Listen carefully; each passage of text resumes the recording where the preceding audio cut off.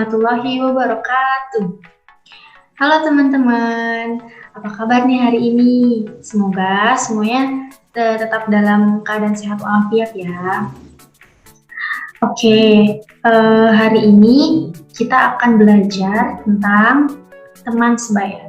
Sebelumnya, sudah pada tahu belum tentang teman sebaya?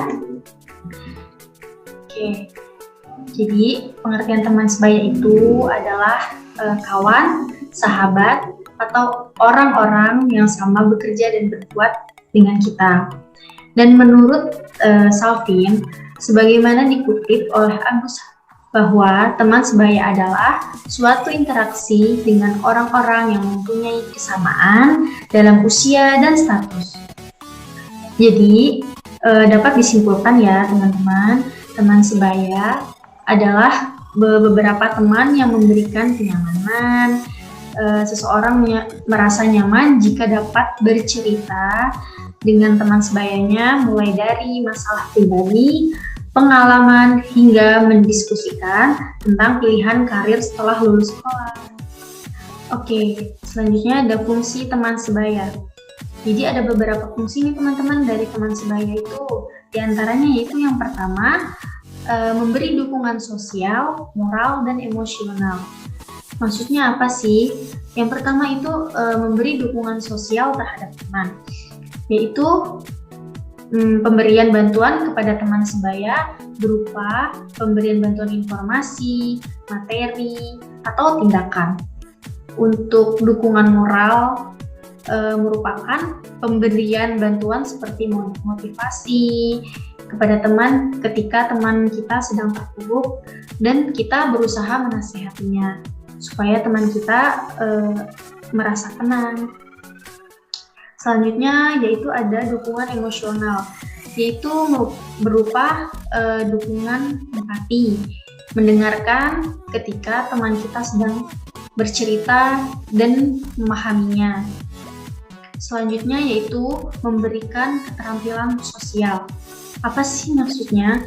Keterampilan sosial itu keterampilan melalui proses belajar yang digunakan dalam berhubungan dengan lingkungan secara baik. Yang selanjutnya yaitu untuk belajar mengontrol diri.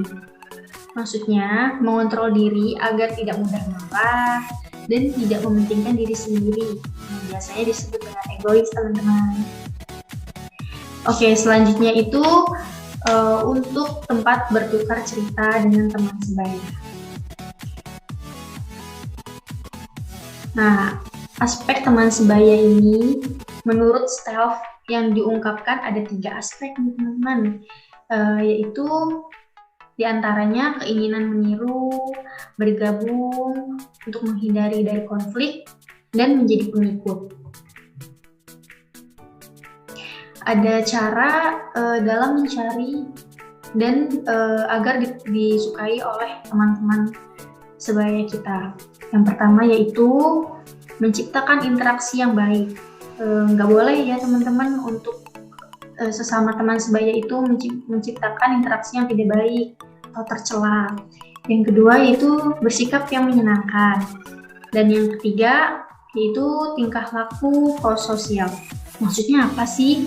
Tingkah laku prososial ini maksudnya adalah berperilaku positif atau perilaku yang dapat menguntungkan orang lain.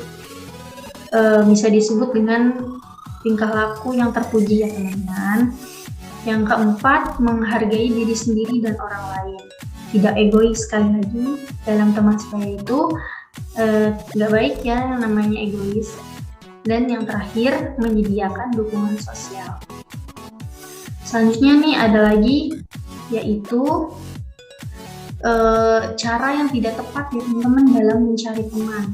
Ada juga nih yang pertama ada perilaku psikologis. Contohnya yaitu berburuk sangka terhadap teman sebaya dan mementingkan diri sendiri, memaki dan perbuatan tercela lainnya. Yang kedua yaitu ada sikap diri yang negatif. Contohnya apa sih? Contohnya yaitu seperti berkata kotor dan kasar. Ini tidak baik ya teman-teman. Dalam mencari teman, tidak baik bersikap seperti ini. Yang ketiga yaitu perilaku antisosial. Contohnya apa? Contohnya yaitu tidak menghargai orang lain, tidak peduli atau merasa bodoh dengan teman-temannya, kurang perhatian terhadap teman sebaya. Yang keempat yaitu agresi fisik dan verbal. Contohnya apa sih? Contohnya ada agresi fisik dulu ya, yaitu dari yang suka berkelahi, merusak barang-barang di sekolah, contohnya meja, kursi, dan lain-lainnya. Dan untuk contoh dari agresi verbal itu contohnya seperti berbohong, memfitnah teman, menghina teman-teman, gitu. Itu nggak boleh teman-teman.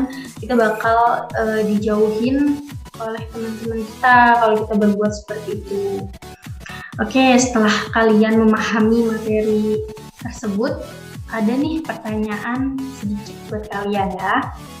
Pertanyaannya yaitu, menurut kalian teman sebaya yang baik itu seperti apa sih?